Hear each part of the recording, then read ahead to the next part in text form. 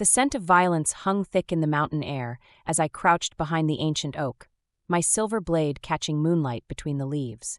The annual gathering of alphas was supposed to be sacred ground, neutral territory where the most powerful werewolf leaders from across the continent could meet without bloodshed. Tonight, that centuries-old tradition was about to be shattered. I'd been tracking the vampire scouts for 3 days, following their unnatural stench through the dense forests surrounding the gathering grounds. What I'd discovered made my blood run cold. This wasn't a random attack. The vampires had been planning this assault for months, timing it perfectly when all the major alpha packs would be gathered in one vulnerable location. My heart hammered against my ribs as I counted the pale figures moving through the shadows below. At least 30 vampire assassins, maybe more, all armed with silver weapons and moving with the deadly grace that made their kind so terrifying. They were closing in on the Grand Lodge where the alphas were currently in session, completely unaware of the approaching slaughter. I should run. Every instinct I'd honed over 5 years of survival screamed at me to disappear into the night, to let the alphas face their fate without warning.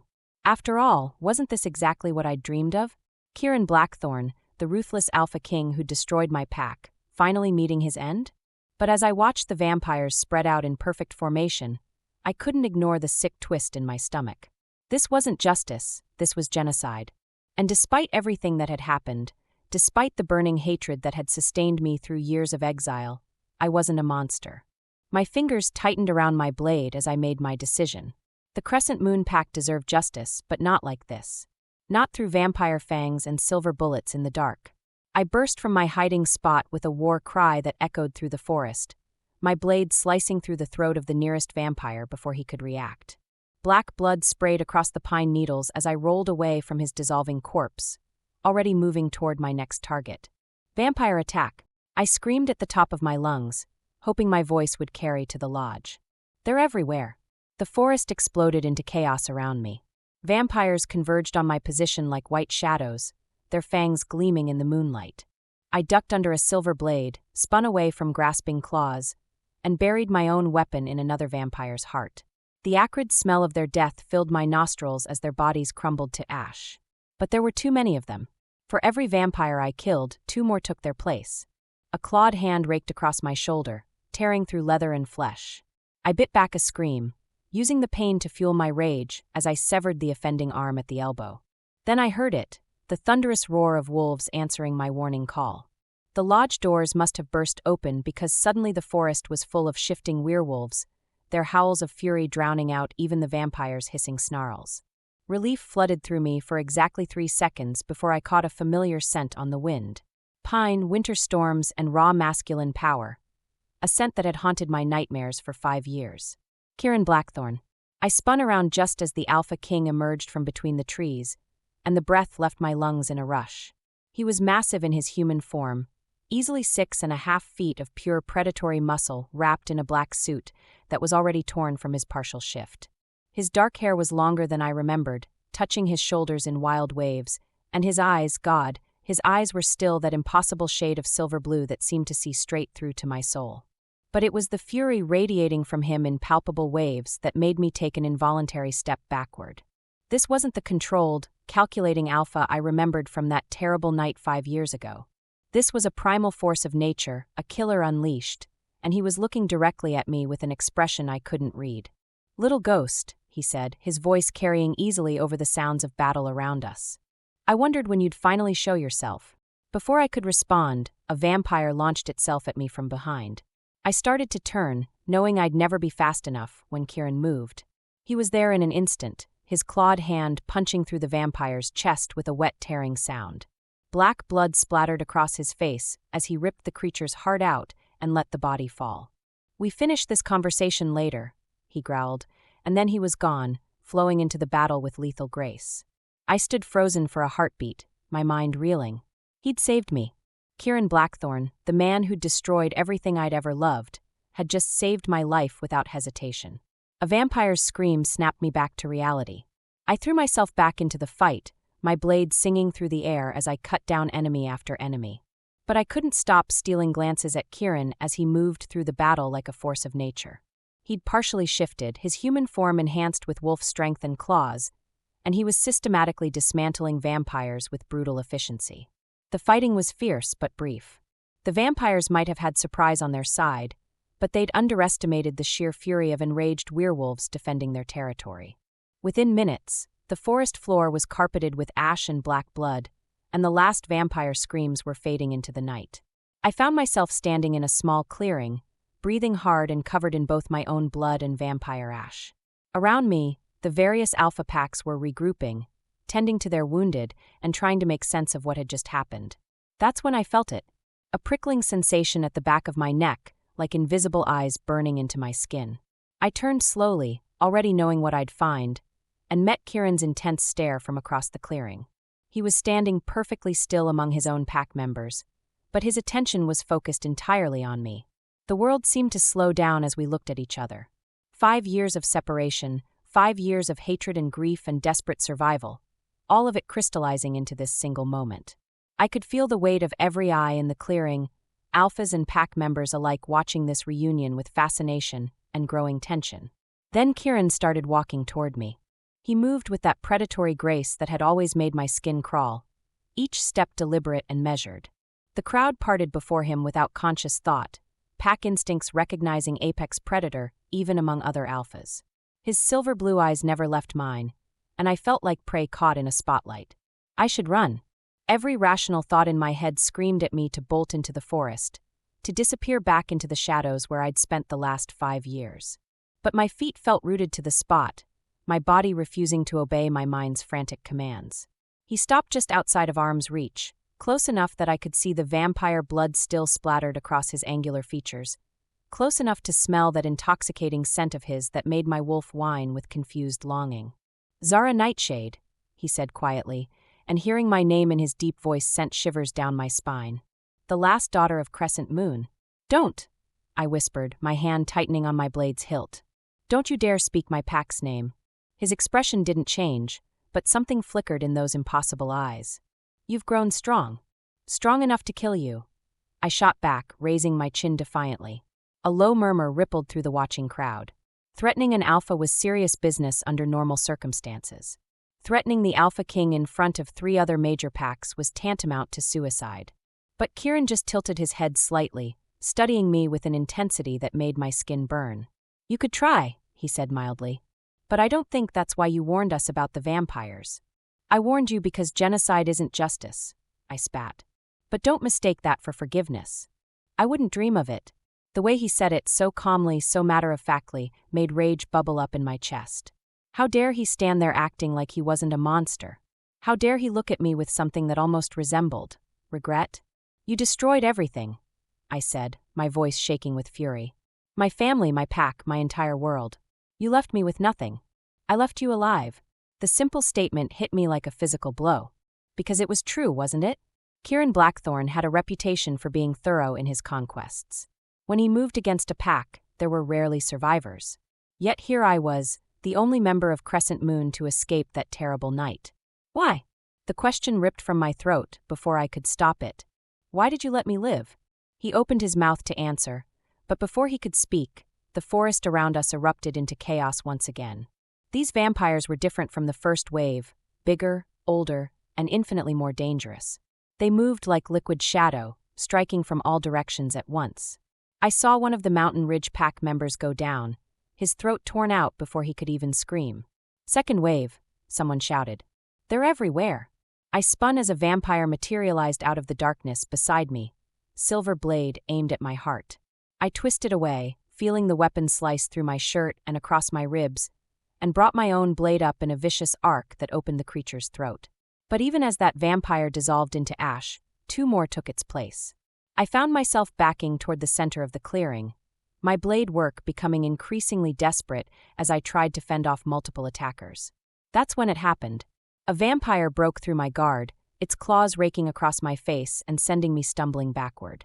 I hit something solid and warm, Kieran's back as he fought his own group of attackers. The contact sent a jolt of electricity through my entire body, every nerve ending suddenly on fire. He must have felt it too because he went rigid against me for a split second before spinning around. Our eyes met, and the world exploded. The mate bond hit us both like a freight train, a tsunami of sensation and emotion that drove us to our knees.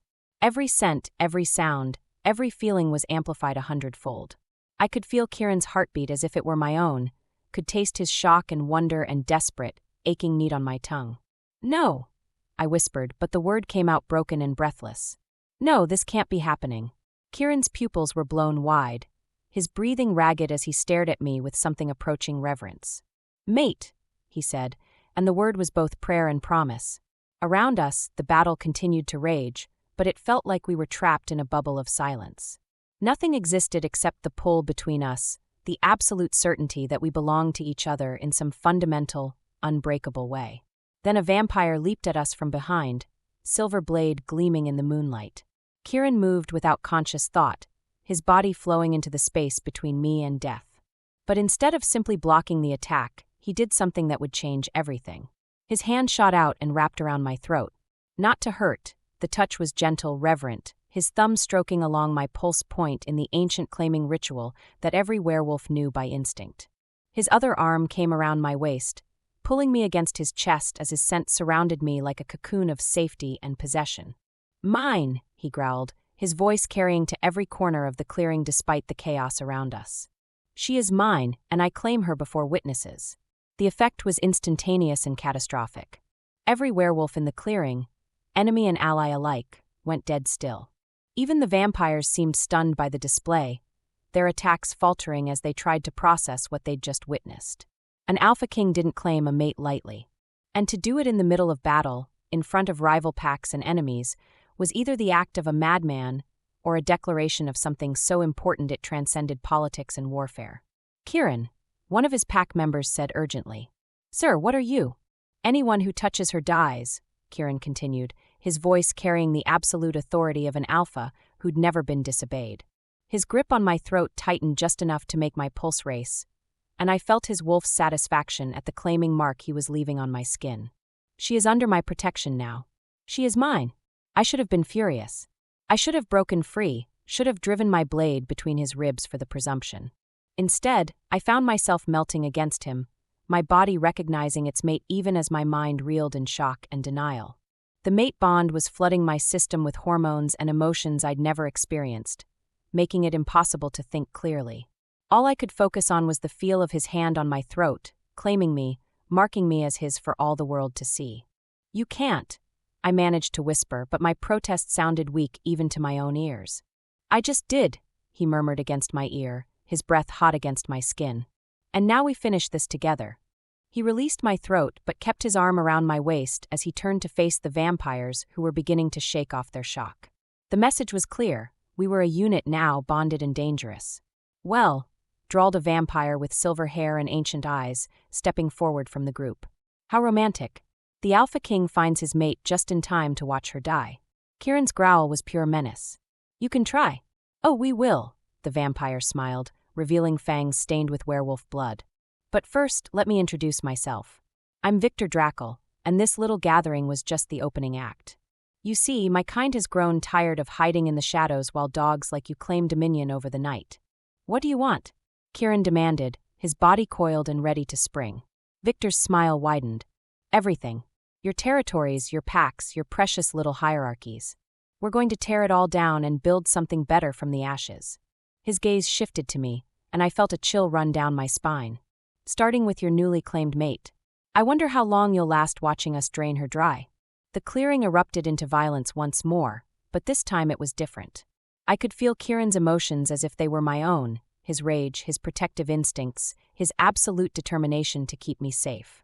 The mate bond was making us stronger, faster, more coordinated than either of us had ever been alone. We moved together like we'd been partners for years instead of minutes. When I ducked under a vampire's swipe, Kieran was there to rip its head off. When he was overwhelmed by 3 attackers at once, I appeared at his side with silver singing through the air. But Victor hadn't been lying about this being just the opening act. For every vampire we killed, it seemed like 2 more emerged from the forest. They were trying to separate us, to break the formation that was making us so effective together. "There are too many," I panted during a brief lull in the fighting. "I know," Kieran replied grimly. "We need to fall back to the lodge, regroup with the others." But even as he said it, we both knew it was too late. The vampires had us surrounded, and more were arriving every minute. This had been planned too perfectly, executed with military precision. Victor appeared in front of us again, this time flanked by a dozen of his strongest warriors. "Surrender now, and I'll make your deaths quick," he offered mockingly. "Continue to resist, and I'll ensure your mate screams for hours before I grant her the mercy of death." Kieran's response was wordless and immediate, a roar of pure alpha fury that shook the very trees around us. But before he could launch himself at the vampire lord, I caught his arm. "Wait," I said quietly. "I have an idea, but you're not going to like it." He looked at me with those impossible silver blue eyes, and I saw the exact moment he realized what I was thinking. "No," he said flatly. "Absolutely not. It's the only way," I insisted. "You know it is. I won't let you. You don't get to let me do anything." I cut him off sharply. "I'm not some helpless Omega you need to protect. I'm a warrior, and I know what needs to be done." The truth was, I had abilities that Kieran didn't know about, abilities I'd been hiding since the night my pack was destroyed. The vampire attack had awakened something in me that night, something that had been growing stronger over the past 5 years of survival and training. I was more than just a werewolf. I was something else, something dangerous, and it was time to stop hiding. "Trust me," I said, meeting his gaze steadily. "Trust your mate." I saw the war playing out behind his eyes, his protective instincts warring with his recognition that I was right. Finally, reluctantly, he nodded. "What do you need me to do?" "Keep them distracted," I said, then raised my voice to address Victor. "You want a show? Fine. But let's make it interesting." The vampire lord raised an eyebrow. "I'm listening." "Single combat," I announced. "Me against your best warrior. If I win, you and your people leave. If I lose..." I shrugged as if my death was inconsequential. "Well, you get what you wanted anyway." Victor's laughter was like broken glass. How delightfully naive. "And why would I agree to such terms when I already have you surrounded?" "Because you're curious," I said simply. "You can smell that I'm different, can't you? Not quite wolf, not quite human. You want to know what I am before you kill me." The vampire's eyes glittered with interest. "Indeed. Very well, little mystery. I accept your terms." He gestured to one of his warriors, a massive vampire who looked like he could bench press a small car. "Dimitri will be your opponent." I stepped away from Kieran, ignoring the way every instinct I had screamed in protest at leaving my newly claimed mate's side. The mate bond was still too new, too overwhelming, making separation feel like physical pain. "Zara," Kieran said quietly, and I could hear all his unspoken fears in my name. "I know," I replied without looking back. "I feel it too." The truth was I was terrified. Not of the vampire I was about to face. I'd been preparing for this moment my entire life without knowing it. I was terrified of what would happen if I lost control, if the thing inside me broke free completely. Because 5 years ago, when Kieran's pack had attacked Crescent Moon, they hadn't just destroyed my family. They'd awakened something in me that was far older and more dangerous than any werewolf or vampire. Something that might be the key to saving us all. Or destroying everything. Every instinct I possessed was screaming at me to tear the vampire apart with my bare hands for daring to threaten my mate. The claiming had been impulsive, driven by a primal need that overrode 5 years of careful political planning in a single heartbeat. But now, watching Zara face off against a vampire twice her size, I was beginning to understand what true helplessness felt like. The mate bond was agony at this distance. Even though she was only 20 feet away, it felt like she was on another continent.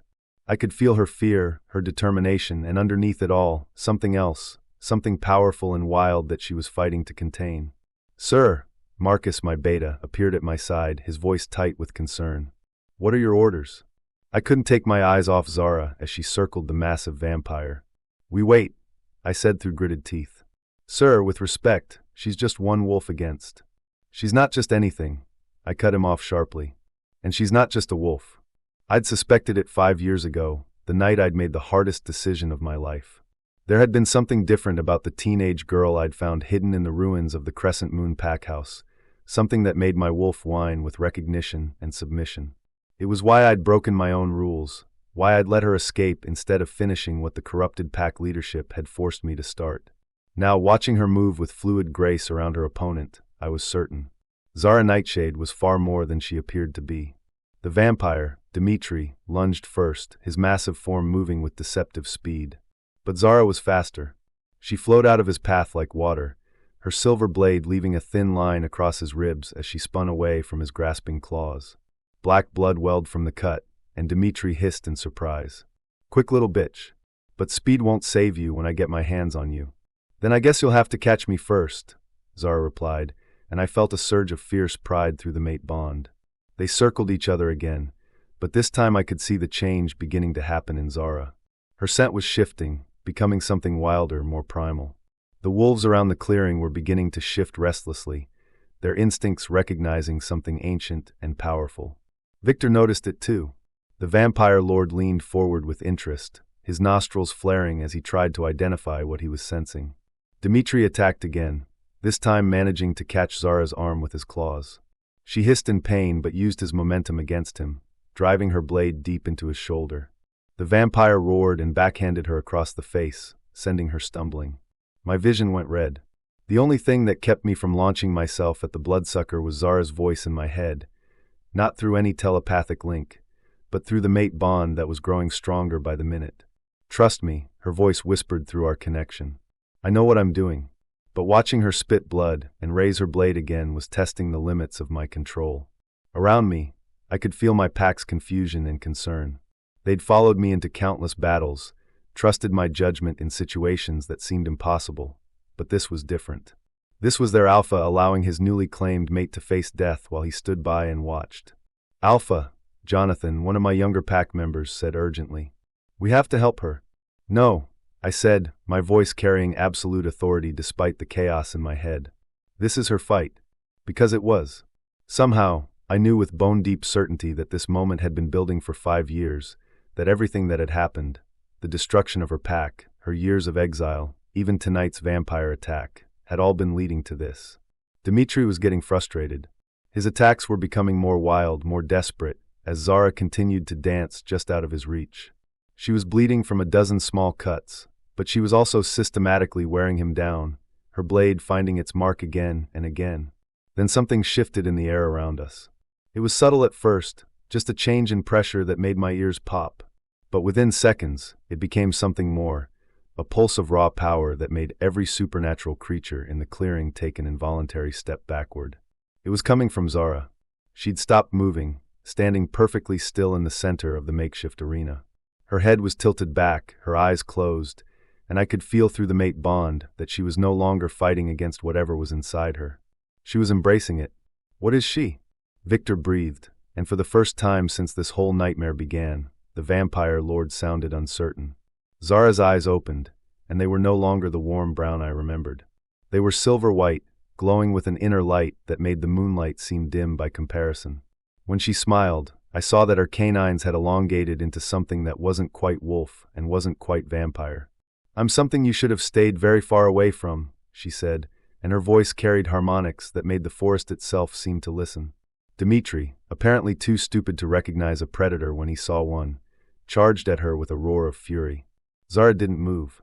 Instead, she raised one hand, palm outward, and spoke a single word in a language I didn't recognize but somehow understood in my bones. The word rang out like a bell, and Dmitri stopped dead in his tracks, his eyes wide with sudden terror. "Impossible," Victor whispered. "You're extinct. They're all extinct." "Mostly," Zara agreed conversationally. "But not entirely." She closed her fist, and Dmitri screamed. It wasn't a sound any creature should be able to make.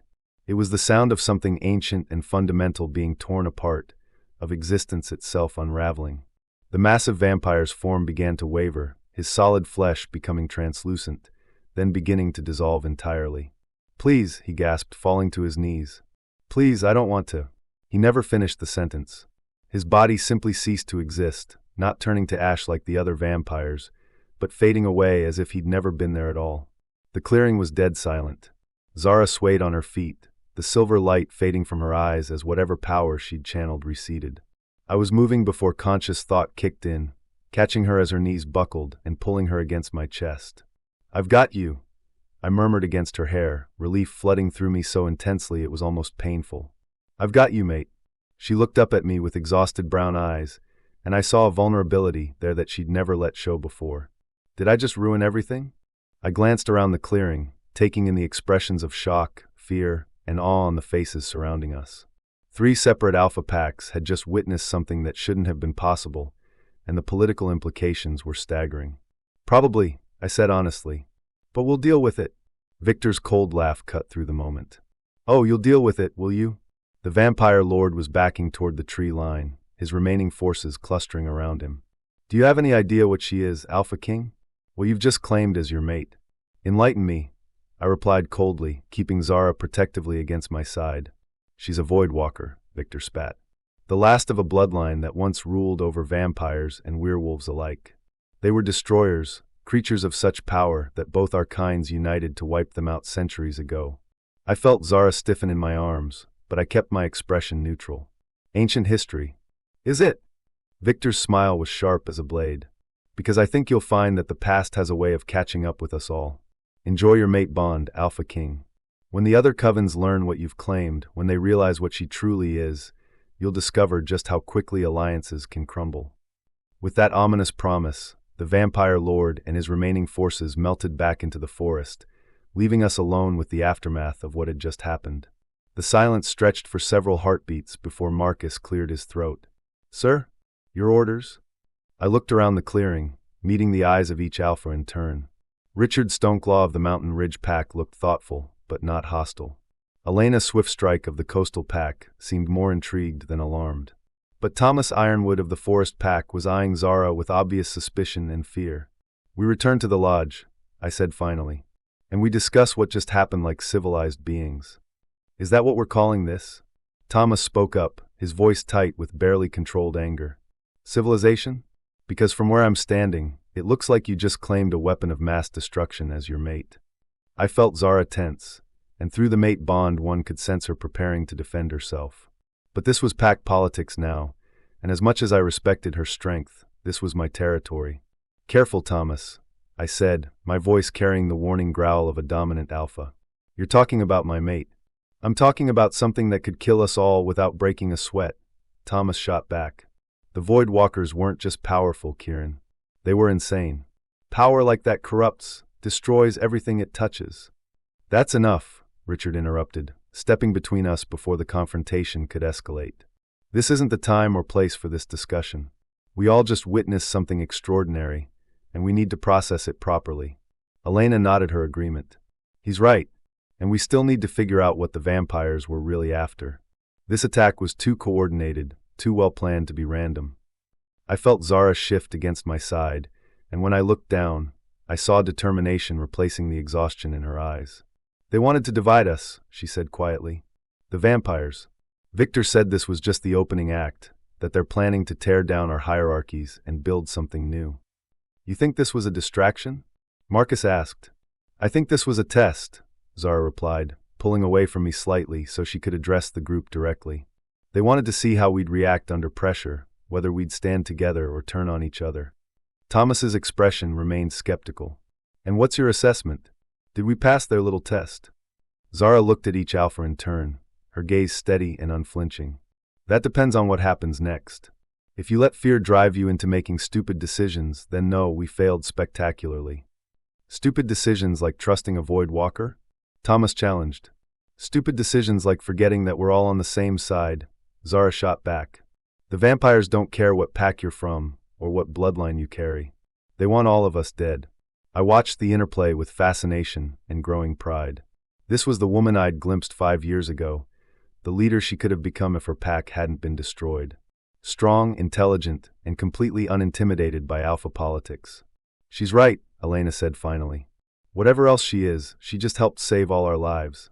That has to count for something. Richard nodded slowly. Agreed. But we still need to understand what we're dealing with. No offense, he added, looking at Zara, but the stories about Void Walkers are troubling. The stories are probably exaggerated, Zara said dryly. People tend to embellish when they're describing something that terrifies them. Are they? Thomas pressed. Because what I just saw looked exactly like the old legends. You erased that vampire from existence with a thought. Zara was quiet for a moment, and I could feel her internal struggle through the mate bond. Finally, she sighed. I don't know the full extent of what I can do, she admitted.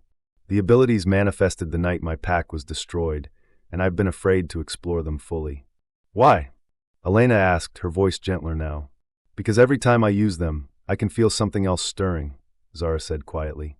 Something hungry and destructive that wants to tear reality apart just to see what happens. The void isn't just about erasing things, it's about the space between existence and nothingness, and that space is vast and terrifying.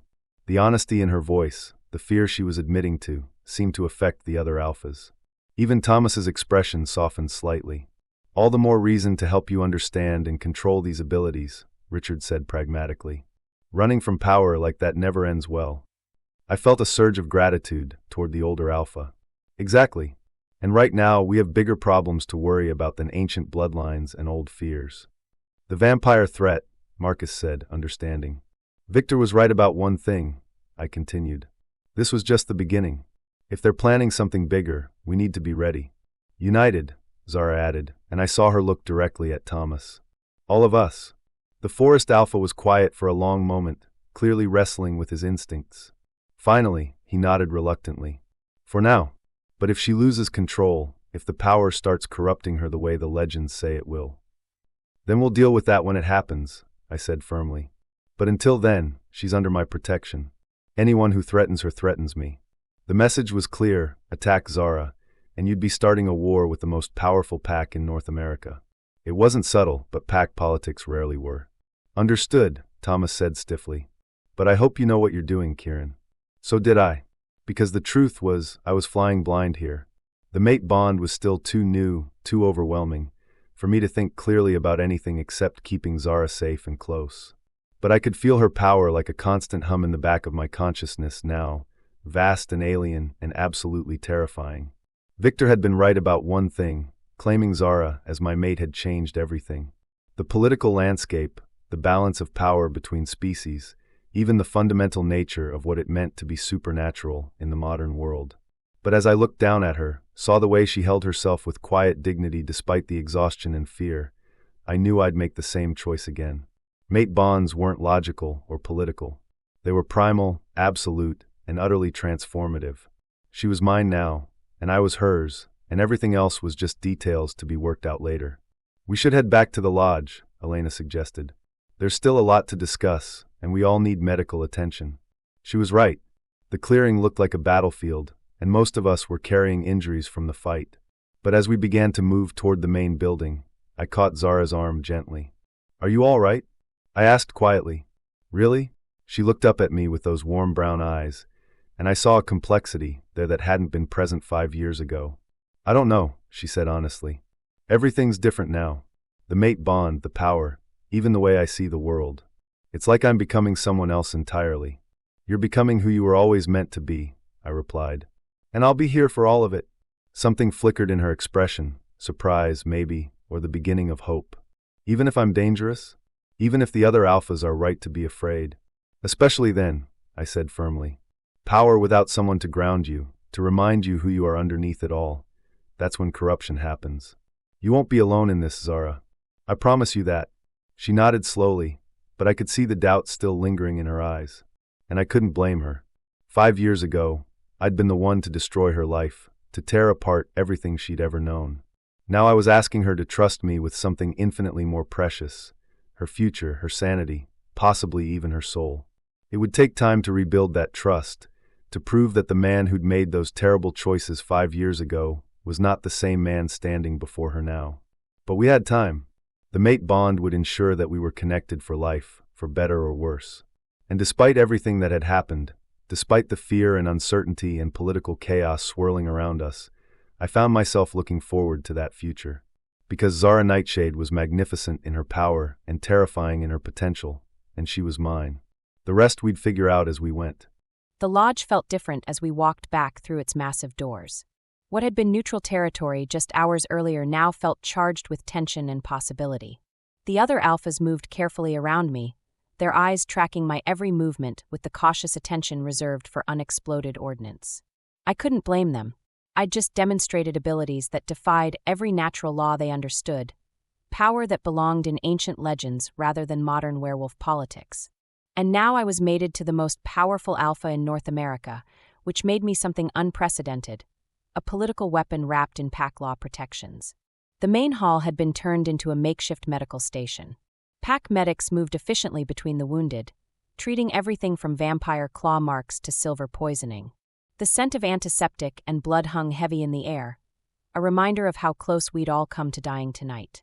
"Zara," Kieran said quietly, his hand on my elbow guiding me toward a relatively quiet corner. "You need to let someone look at those cuts." I glanced down at my arms, surprised to see how much damage I'd actually taken. The vampire's claws had torn through my shirt and left deep gashes across my forearms and shoulders. In the heat of battle and the aftermath of using my abilities, I'd barely noticed the pain.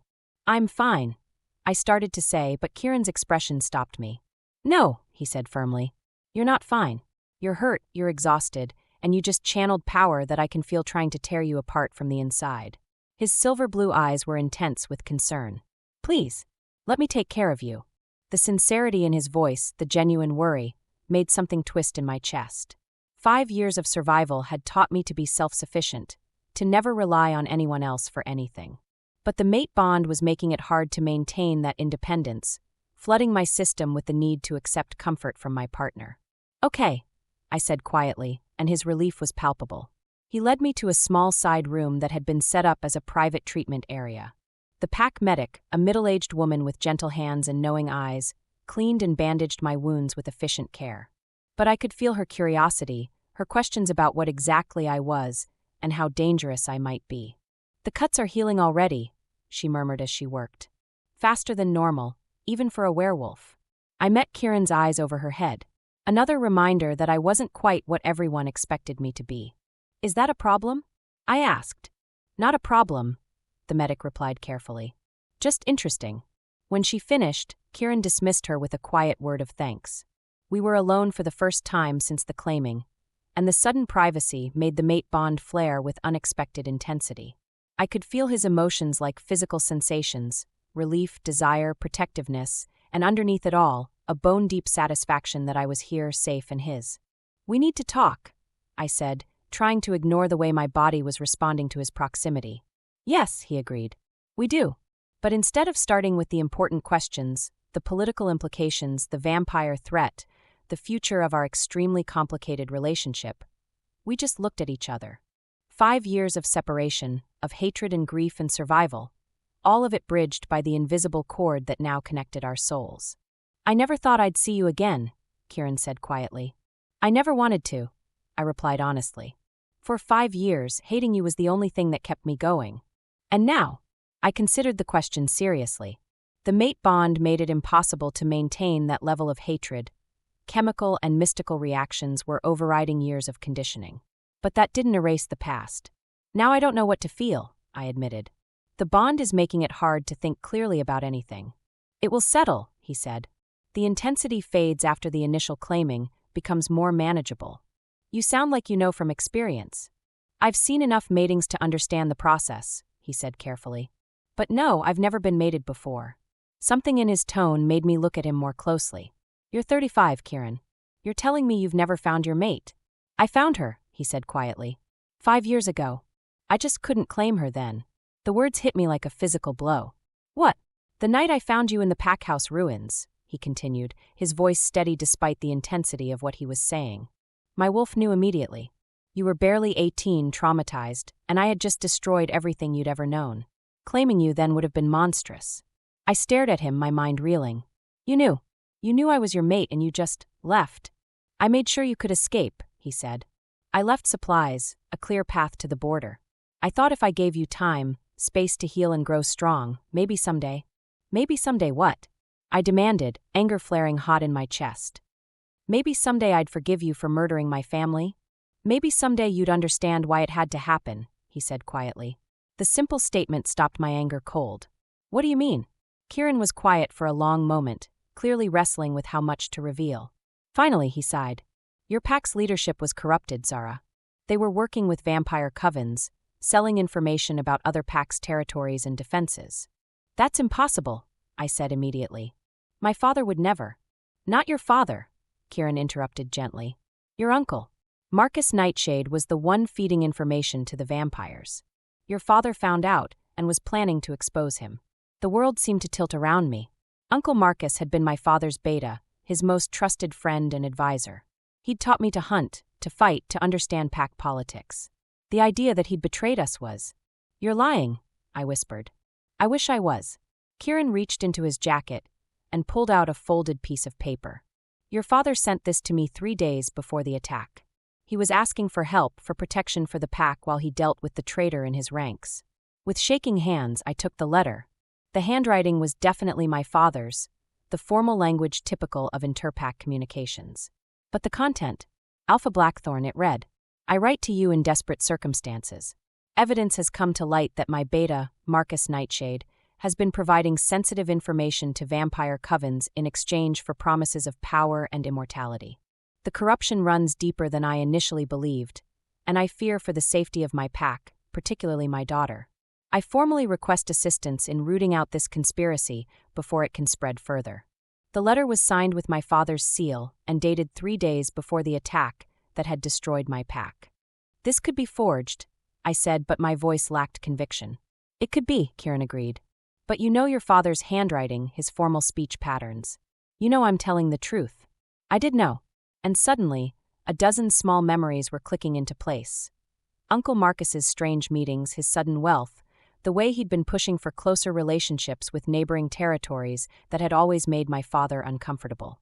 "Why didn't you just arrest him?" I asked. "Why destroy the entire pack?" "Because by the time I received that letter, it was too late," Kieran said grimly. "Marcus had already sold us out. The vampires were planning to use your pack lands as a staging ground for attacks against mine. The corruption had spread to at least half your father's inner circle.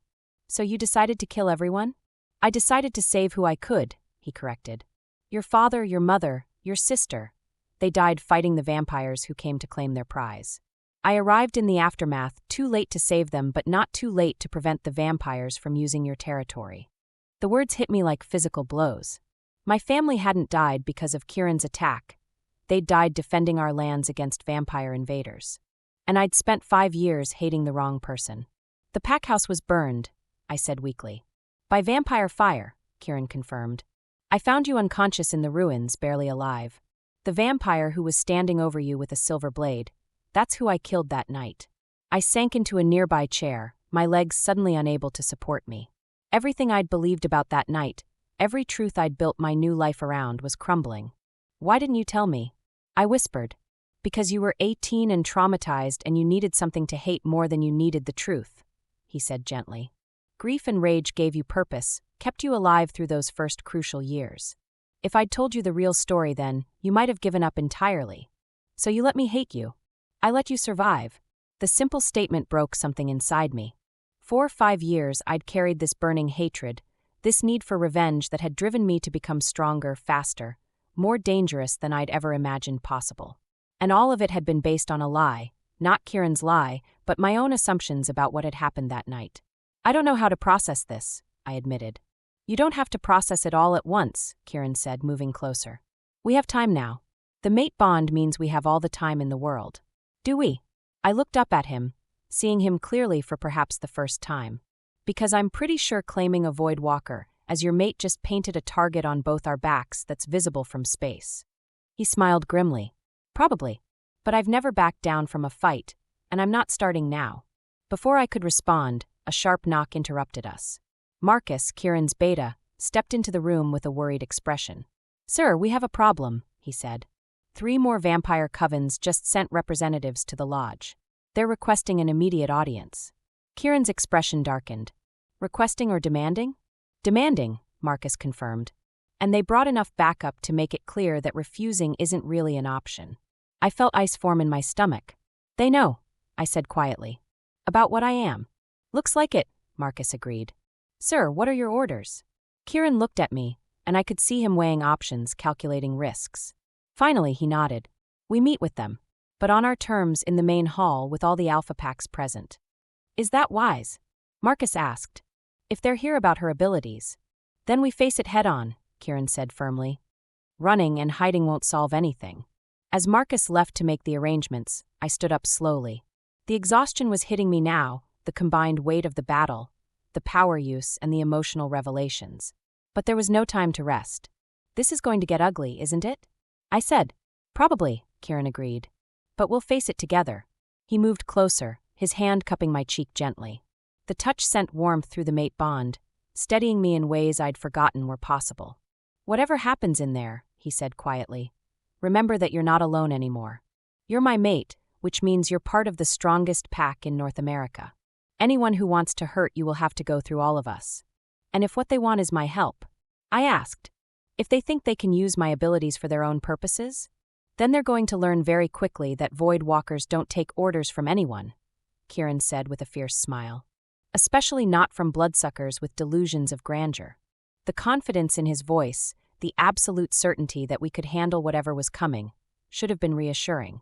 But I couldn't shake the feeling that we were walking into something much bigger and more dangerous than any of us realized. The vampires weren't just here about my abilities. They were here because my very existence had upset some fundamental balance in the supernatural world, and that kind of disruption never ended quietly. As we prepared to face the vampire representatives, I found myself wondering if the mate bond would be enough to see us through what was coming, because something told me that the real test hadn't even begun yet. The main hall had been transformed into an impromptu war council. The 4 alpha packs had arranged themselves in a loose semicircle, with my pack taking the position of honor at the center. The vampire representatives stood opposite us, 3 figures in expensive suits who radiated the kind of cold menace that came with centuries of existence. But it was the woman in the center who commanded attention. She was tall and elegant, with platinum blonde hair and eyes like chips of Arctic ice. When she smiled, her fangs were perfectly white and sharp enough to cut glass. "Alpha King," she said, her voice carrying the slight accent of old European nobility. "How delightfully dramatic this evening has been." "Lady Cordelia," I replied, recognizing the vampire from intelligence reports.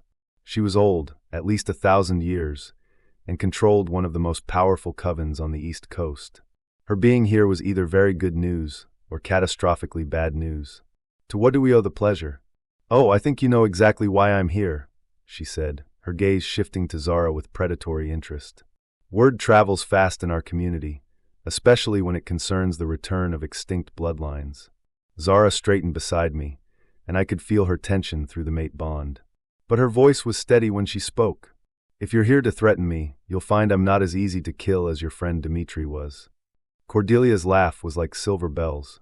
"Threaten you? My dear child, you misunderstand completely. I'm here to offer you an alliance." The words hung in the air like a challenge. Around the hall, I could feel the tension ratchet up another notch. Vampire-werewolf alliances were rare and usually ended badly for everyone involved. "What kind of alliance?" I asked carefully. "The kind that keeps us all alive," Cordelia replied. "You see, Victor's little demonstration tonight was just the beginning. There are forces moving in the shadows, ancient powers that make our petty territorial disputes look like children's games." She gestured, and one of her companions stepped forward with a tablet. The screen showed a map of North America, with red dots marking locations from coast to coast. 18 vampire covens destroyed in the past 6 months, Cordelia continued. Not by werewolves, not by hunters, but by something else entirely. Something that leaves no bodies, no traces, nothing but empty buildings and the lingering scent of the void. Ice formed in my stomach. I felt Zara's shock through the mate bond, her sudden understanding of what the vampire was implying. "You think there are others," Zara said quietly. "Other void walkers." "I think something is hunting both our kinds," Cordelia corrected. "And I think your awakening tonight may have accelerated their timeline." Thomas Ironwood stepped forward, his expression skeptical. "Why should we believe any of this? For all we know, you're the ones behind the attacks." "Because Alpha Ironwood, we vampires may be many things, but we're not suicidal," Cordelia replied smoothly. "Whatever is doing this is powerful enough to erase entire covens without a trace. That kind of power doesn't distinguish between vampire and werewolf when it decides to feed." "Feed?" Elena asked sharply. "You think these things are feeding on supernatural energy?" "I think they're feeding on existence itself," Cordelia said grimly. "The same way young Zara erased my colleague earlier this evening. The question is, are they rogue void walkers who've lost control, or something else wearing a familiar face?" The implications hit me like a physical blow. If there were other void walkers out there, and if they'd gone insane with power the way the ancient legends claimed they would, then we were all in more danger than I'd imagined. "What do you want from us?" I asked. "Cooperation," Cordelia said simply. My coven has resources, information networks, and centuries of experience dealing with supernatural threats. Your packs have territory, numbers, and now. She looked directly at Zara, a void walker who still retains her sanity. And what makes you think I'll stay sane? Zara challenged. According to everyone here, my kind has a tendency toward madness and destruction. Because you have something the others didn't, Cordelia replied. You have an anchor. She gestured toward me, and I felt understanding dawn. The mate bond, I said. Precisely. Void walkers were always solitary creatures, drawing power from the spaces between reality without anything to ground them in this world. But you, my dear, are tethered to something real and tangible. That connection may be what keeps you from falling into the abyss. The vampire's words made a disturbing kind of sense. I could feel Zara's power through our bond, vast and alien but somehow contained by our connection. Without that anchor, so what exactly are you proposing? Richard asked. A joint task force, Cordelia said. Vampires and werewolves working together to identify and eliminate these rogue entities before they can destroy us all. In exchange, my coven offers full disclosure of everything we've learned about the attacks, plus resources to help train young Zara in controlling her abilities. Train me? Zara's voice was sharp with suspicion. Why would vampires know anything about Void Walker abilities? Cordelia's smile was predatory. Because some of us are old enough to remember the last time your kind walked the earth. I may know more about what you're capable of than you do yourself. The offer was tempting, but every instinct I had was screaming warnings. Vampires didn't make alliances out of the goodness of their hearts. There was always an angle, always a hidden agenda. What's the catch? I asked bluntly. No catch, Cordelia said. Just mutual survival. Though I should mention that if you refuse, you'll be facing these threats alone. And based on what I've seen tonight, I don't think even the Alpha King is quite ready for that level of destruction. Before I could respond, the hall's main doors burst open. A young werewolf from the Mountain Ridge pack stumbled in, his clothes torn and his face pale with terror. Alpha Stoneclaw, he gasped. Sir, we have a problem. The patrol team you sent to check the eastern border, they're gone. Richard stepped forward sharply. Gone how? Just gone, the young wolf said. Their scents end at a clearing about 5 miles out. No bodies, no blood, no tracks leading away. It's like they just stopped existing. The silence that followed was deafening. Around the hall, I could see the realization dawning on every face. Whatever had been hunting vampire covens wasn't limiting itself to bloodsuckers anymore. How many? I asked quietly. 6 wolves, Richard replied grimly. My best scouts. Cordelia's expression was grim, but unsurprised. It's starting, she said. The pattern is always the same, small groups disappearing first, then larger targets. Within a week, they'll be bold enough to attack pack territories directly. And you know this how? Thomas demanded. Because I've been tracking them for 6 months, Cordelia replied. My own coven lost 12 members before I realized what we were dealing with. This isn't random violence, it's systematic extermination. I felt Zara's hand slip into mine, her fingers cold despite the warmth of the hall. Through the mate bond, I could feel her fear and determination warring with each other. If I agree to work with you, Zara said quietly, what guarantees do I have that you won't try to use me as a weapon? None, Cordelia said honestly. Just as I have no guarantee that you won't decide to erase my entire coven if the mood strikes you. But right now, mutual destruction is far less likely than mutual extinction if we don't work together.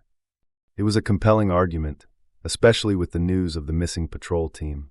But the decision wasn't mine alone to make. I need to discuss this with my fellow alphas, I said finally. Of course, Cordelia nodded. But don't take too long. Every hour we delay gives our enemies more time to prepare their next move. As the vampires withdrew to allow us privacy, I turned to face the other pack leaders. The expressions on their faces ranged from thoughtful to terrified, but I could see the same calculation in all their eyes. Well, I asked, what do you think? I think we're damned if we do and damned if we don't, Elena said bluntly. But at least if we work with the vampires, we might learn something useful before we all die. Richard nodded slowly. My scouts were good wolves. If something took them without leaving a trace, we're dealing with power on a level we can't handle alone. Thomas was the holdout, his expression still skeptical. This could all be an elaborate setup. How do we know the vampires aren't behind the disappearances themselves? Because they're scared, Zara said quietly. I can smell it on them. Fear has a very distinctive scent, and all 3 of those vampires reeked of it. I considered her words, weighing them against everything I knew about vampire politics and power plays. Finally, I nodded. We do it, I decided. But with conditions. Any training happens on our territory, with our people present. Information sharing goes both ways. And if they try to manipulate Zara or use her as a weapon, the alliance ends immediately. Agreed, the other alphas said, though Thomas looked like he was swallowing something bitter. When we called the vampires back into the hall, Cordelia's smile suggested she'd expected this outcome. Excellent, she said. Then let's begin with what we know. She gestured to her companion with the tablet again. This time, the screen showed a timeline stretching back 6 months. The first disappearance was a small coven in Oregon, she began. 12 vampires, all gone overnight. Local authorities found the building empty, with no signs of struggle or forced entry.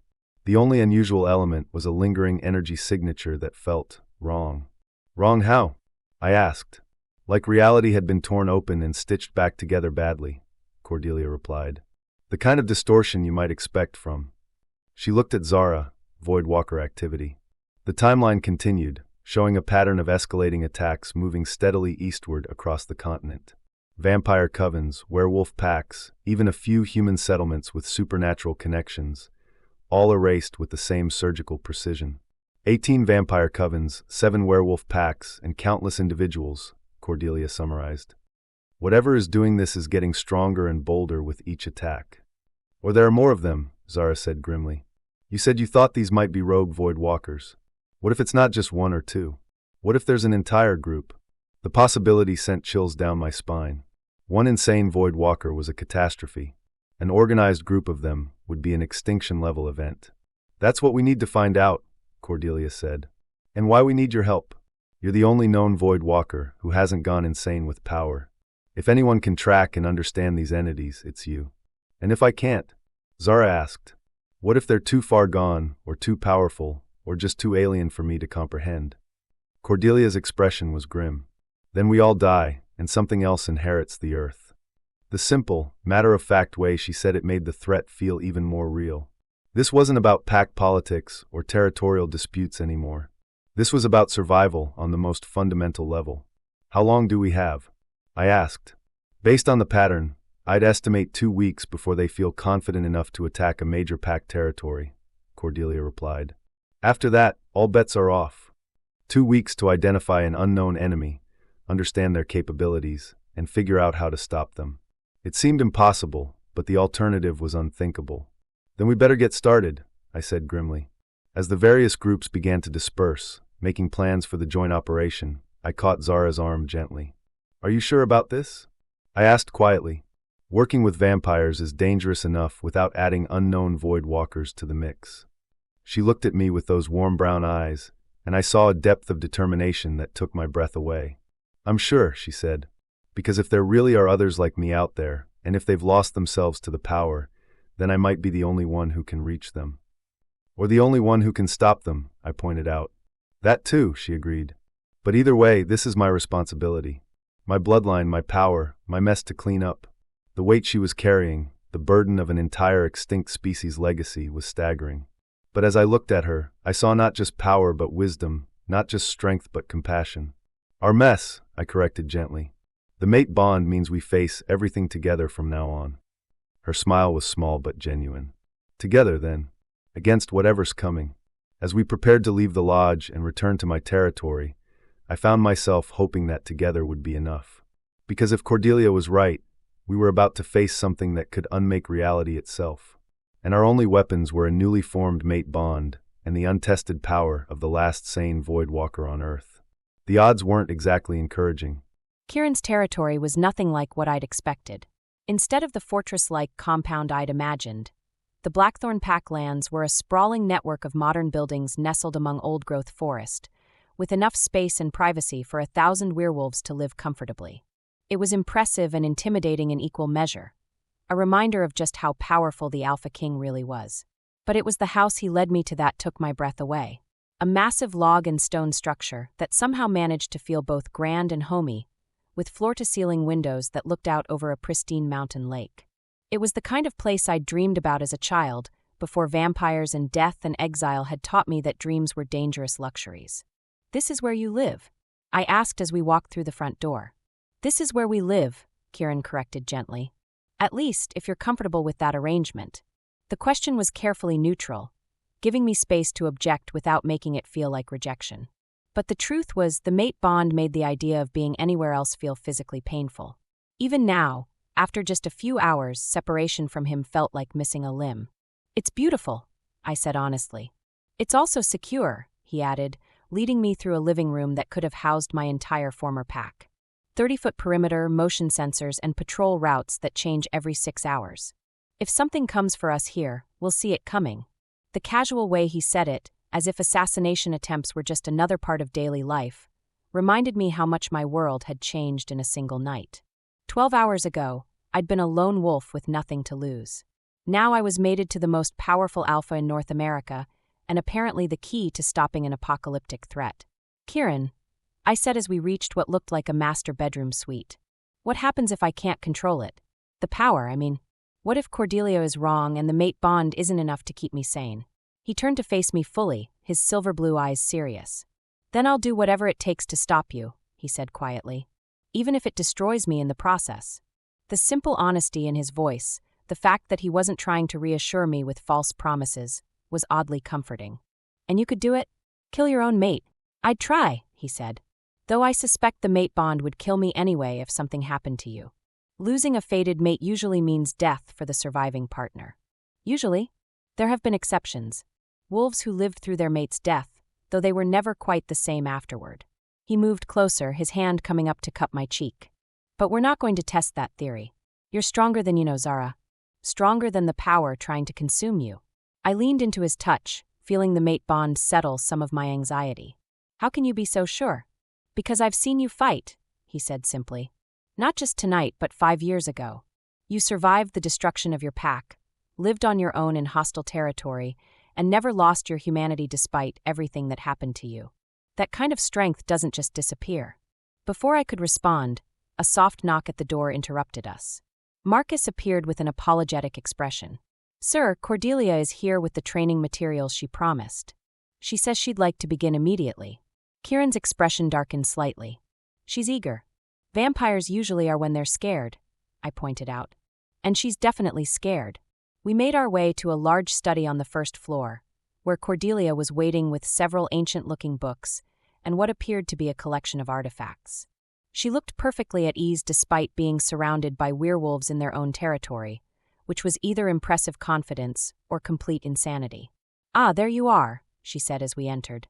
"I've brought some materials that should help us understand what we're dealing with." She gestured to the books, and I could see that they were old, really old. The kind of ancient texts that scholars would kill for, bound in materials I couldn't identify and covered in symbols that seemed to shift when I wasn't looking directly at them. "These are Voidwalker histories," Cordelia explained, "written by the last survivors of your kind before they disappeared from the world. They detail abilities, training methods, and most importantly, warning signs of corruption." I approached the books cautiously, feeling power radiating from them like heat from a forge. "How did you get these?" "I was there when they were written," Cordelia said simply. "One of the advantages of immortality is that you accumulate interesting artifacts over the centuries." Kieran's posture tensed. "You knew Voidwalkers personally?" "I knew the last ones," Cordelia confirmed, "before they lost themselves to madness and had to be put down for everyone's safety. They were magnificent and terrible in equal measure." She opened one of the books, revealing pages covered in elegant script and detailed diagrams. This particular volume deals with power control and anchoring techniques. Since you have a mate bond to serve as your anchor, many of these exercises should be adaptable to your situation. I studied the diagrams, trying to make sense of what I was seeing. They showed human figures surrounded by geometric patterns, with lines of force connecting them to various symbols and shapes. "What am I looking at?" I asked. "Reality mapping," Cordelia explained. "Void walkers don't just manipulate energy or matter. They manipulate the fundamental structure of existence itself. These diagrams show how to visualize and control those manipulations without losing yourself in the process." The implications made my head spin. "You're saying I can alter reality?" "On a small scale, yes. And with proper training, potentially on a much larger scale." Cordelia's expression was serious, which is why control is so crucial. Void walkers who lost their anchoring didn't just go insane, they started unmaking entire regions of space-time. Is that what we think is happening now? Kieran asked. Rogue void walkers unmaking reality? It's the most likely explanation, Cordelia replied. The energy signatures match historical accounts, and the pattern of attacks suggests someone with intimate knowledge of how to erase things from existence completely. I turned the page and found myself looking at a detailed drawing of something that made my blood run cold. It showed a figure wreathed in shadows, its face obscured, but its hands glowing with the same silver-white light I'd channeled during the fight with Dimitri. I started. A void walker in full manifestation, Cordelia confirmed. The final stage of power development, where the boundaries between the individual and the void itself begin to break down. Have I reached that stage? Not yet, she said. But you're closer than you might think. The fact that you can erase matter from existence suggests you're at least at the intermediate level. Kieran moved closer, studying the diagram with obvious concern. What happens if she reaches full manifestation? Theoretically, she becomes powerful enough to unmake entire realities, Cordelia said matter-of-factly. Practically speaking, most void walkers who reached that stage lost their sanity within hours and had to be destroyed before they could cause irreparable damage. Encouraging, I muttered. But, Cordelia continued, you have advantages they didn't.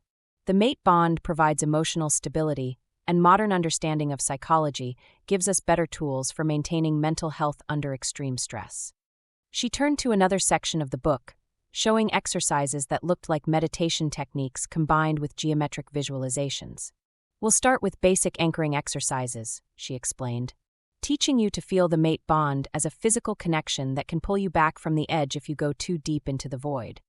And if that doesn't work, Cordelia's smile was sharp, then we hope your mate is fast enough to stop you before you accidentally erase half the continent. The casual way she discussed potential apocalypse was deeply unsettling, but I forced myself to focus on the practical aspects. How long will this training take? Months, under normal circumstances, Cordelia replied. But given our timeline, we'll have to compress it into days. It won't be pleasant, and there will be risks, but it's better than facing these rogue entities blind. A thought occurred to me. If there are other void walkers out there causing these disappearances, why haven't they come after me? I'm the only known survivor of their kind. Wouldn't that make me a target? Cordelia and Kieran exchanged a look that I didn't like. That's something we need to discuss, Cordelia said carefully. Discuss what? I demanded. The possibility that they have come after you, Kieran said quietly. Or more specifically, that tonight's attack was meant to flush you out. The words hit me like ice water. You think the vampires at the lodge were working with the rogue void walkers? Victor's behavior was unusual, Cordelia admitted. Normally, vampire attacks are surgical, focused on specific objectives. But tonight felt more like a probe, designed to create chaos and see what emerged from it. And I emerged, I said, understanding dawning. By using my abilities to save everyone, I basically announced my existence to anyone who was watching. Which means we can expect more direct attention very soon, Kieran said grimly. As if summoned by his words, Marcus appeared in the doorway with an urgent expression.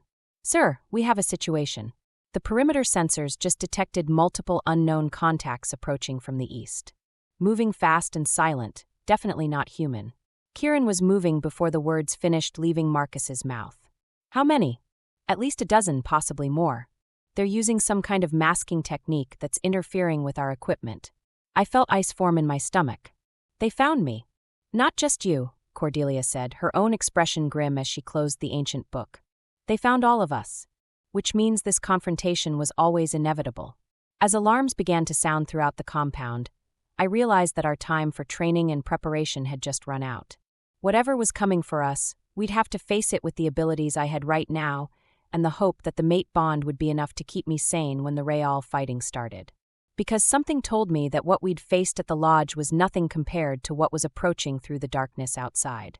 The real war was about to begin.